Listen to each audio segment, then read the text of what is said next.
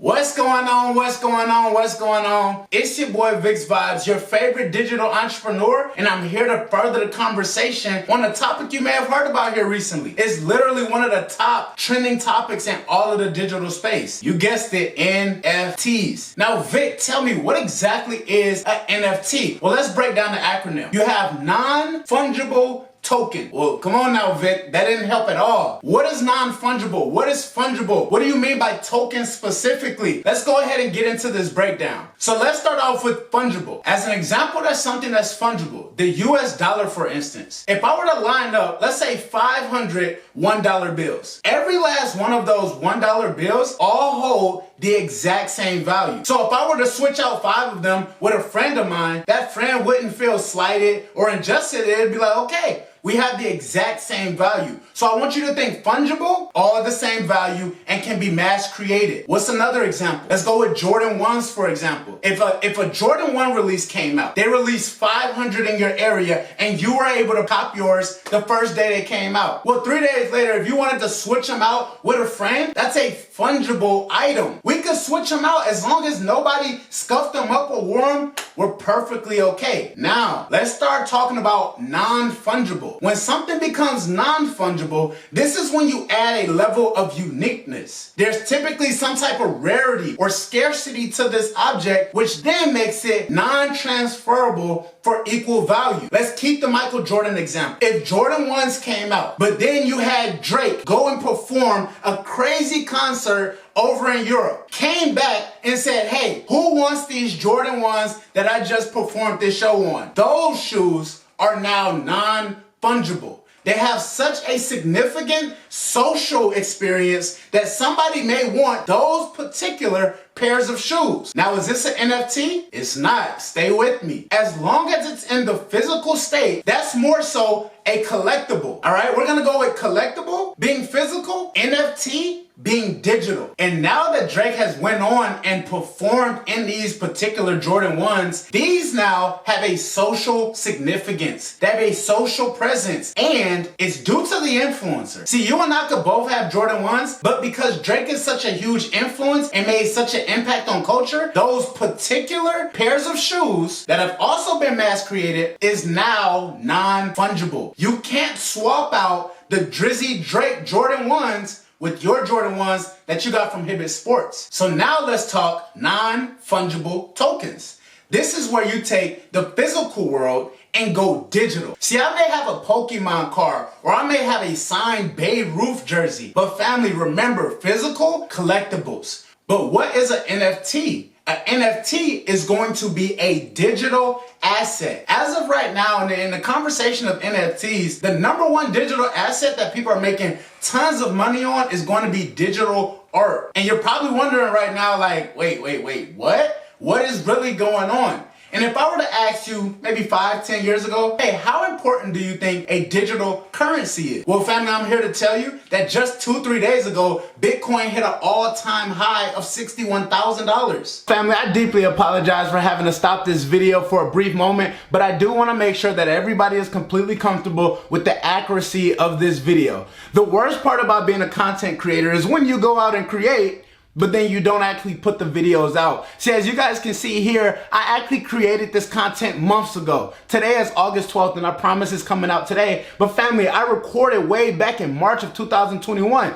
Truth be told, there weren't many people talking about NFTs whatsoever, but I have been doing months and months of research. So it didn't surprise me when Tory Lanez went out and created this NFT album and made $1 million in one day. As a matter of fact, you'll probably hear about this a little later in this video, where I actually predicted that that's what I felt like was going to be something that people could do. So content creators, as you create, put your content out so things like this don't have to happen. I apologize, but family, let's get back to the video. So you see that it's a significance. So now you may be wondering, well, how can digital art play a factor into this? You may look back at the Mona Lisa and try to think, what is so significant about this painting? That's the exact same conversation that's happening right now in the NFT space. You have individuals like Logan Paul, who just made millions of dollars overnight off of this Pokemon card. I know, it's head cracking. And you're probably wondering, well, why does this custom Jake Paul go for millions of dollars? The same reason while a regular Pokemon holographic goes for the same price. You know that at that given time, the influence, the significance of that card meant a lot to the world. So now in current day, think about it. We're living in a space where a blue check on your Instagram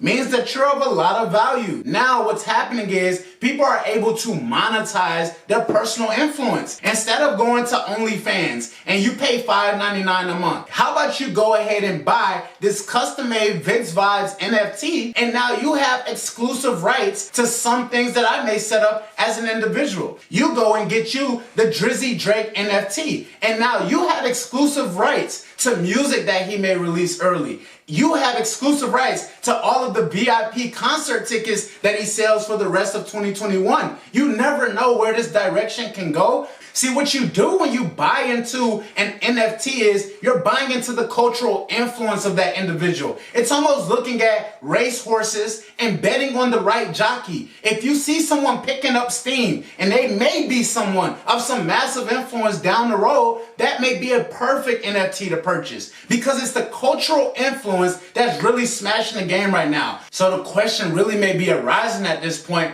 like, what is the flex? What is the point of me going and investing into $40,000 worth of digital assets? It's to boost my social status. Think about the world that we live in right now in social media. Everybody's worrying about their followers and how perfect that photo is and how everybody's a content creator. It's because we've taken reality and gone digital. We're all focused on how many followers we have, if our like to post ratio is right, how many people shared it, what time should I post. All of that is just showing how much we have gotten fixated on digital space. So as I'm looking at the digital worlds that have developed in front of my eyes, like when Sims was like a virtual world that you got to buy little trinkets with, it's putting me back in the mindset of that. When I seen just a couple of years ago, people going crazy chasing around digital Pokemon to go catch, it clicked even more when I thought about Fortnite, where it was a free video game and kids spent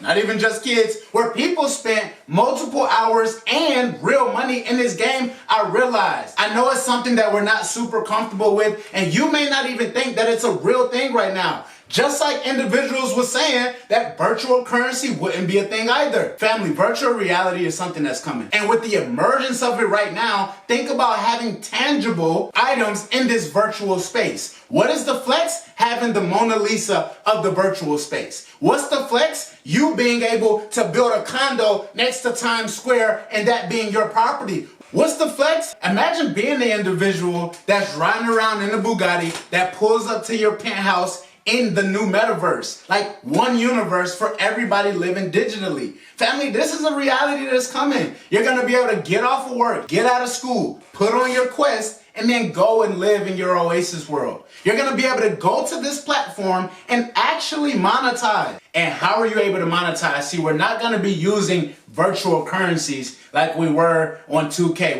This isn't VC or V-Bucks. Family, this is actually backed by a cryptocurrency. See, a lot of people know about Bitcoin. Yes, it's reached its high. It's over $61,000. But this is actually backed by Bitcoin's little brother, Ethereum. Still a cryptocurrency, an appreciating asset that you're gonna be able to go in and fund these NFTs and fund this virtual reality through. So don't think this is like some child's game. There's a reason why Gary Vee, Mark Cuban, Kevin O'Leary are investing. You're probably thinking though, like, where do I go and do it? Where do I go and cop? How do I, if I'm an influencer, how can I go in and monetize? OpenSea.io. This is actually the platform that's housing majority of the world's NFTs right now for purchase. And if you wanted to go in and throw you up an NFT, have at it. How big's your influence before you think you're about to make $1 million though? See, on OpenSea.io, it's so about the influence. If you want to go in and get you a good NFT, you really may not want to look for how good is the art.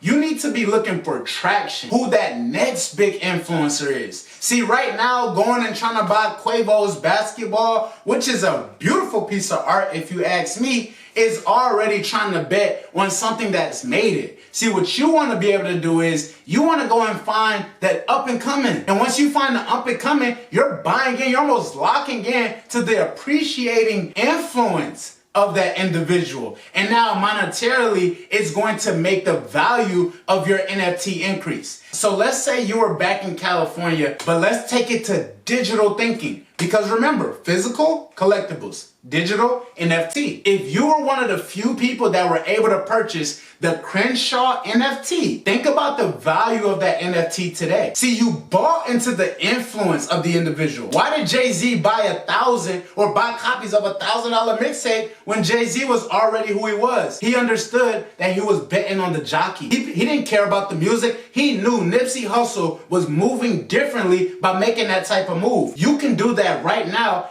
in this digital asset space. It's not just art for sale. There's domain name. You can buy land. I'm sure there's vehicles. Gaming systems are actually including NFT items in their release packages, allowing you to get the unlimited edition so that as the years go on, you can hold on to the NFT. It can accrue value over time. So then if you wanted to sell the item to someone else, you can gain monetarily. The gaming world is exploding right now, and this is going to ease its way into reality. And if you want to be someone who's putting yourself before this trend, before it's obvious to the masses, I advise you to go ahead and do more research. Look into blockchain technology because this is ultra safe and backed by blockchain. Look into virtual reality. You may have already started seeing snippets here and there, but knowing that this is coming technology, you may want to look deeper and look into Amazon One. This is where you're going to be able to walk around this world with your palm and swipe and purchase items. Family, come on. We are going into a massive, massive digital age. What we've been calling the digital age is just the beginning. So please take the time, look at this information, go figure out how do I get Ethereum. And if you have any questions for me, please feel free to reach out, like, subscribe, drop a comment below so that we can further this conversation. I'm a student, but I know that if we really attack this information and we learn cohesively as a culture, we can all benefit. So I'll see you guys on the next video, and I'll see you guys at the top because the bottom is far too crowded for us all. See you guys on the next video.